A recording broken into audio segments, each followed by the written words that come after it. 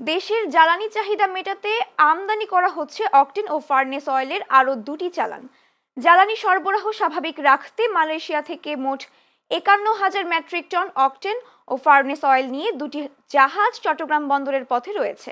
আজ জাহাজ দুটি চট্টগ্রাম বন্দরের বহিনোঙ্গরে পৌঁছানোর কথা রয়েছে। বাংলাদেশ পেট্রোলিয়াম কর্পোরেশনের গণসংযোগের সহকারী ব্যবস্থাপক ফারজিন হাসান মৌমিতা বিষয়টি নিশ্চিত করেছেন। তিনি জানান, মালয়েশিয়া থেকে প্রায় ২৬,০০০ টন পরিশোধিত অকটেন নিয়ে আসছে এমটি সেন্ট্রাল স্টার নামের একটি জাহাজ। আইসল্যান্ডের পতাকাবাহী এই জাহাজটি আজ চট্টগ্রাম বন্দরের বহির্নোঙ্গরে পৌঁছানোর কথা রয়েছে। এর আগে গত ৩ এপ্রিল জাহাজটি মালয়েশিয়া থেকে বাংলাদেশের উদ্দেশ্যে রওনা দেয়।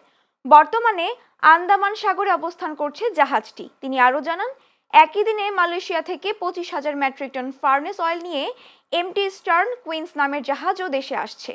সেটিও আজ চট্টগ্রাম বন্দরের বহির্নোঙ্গরে পৌঁছানোর কথা রয়েছে।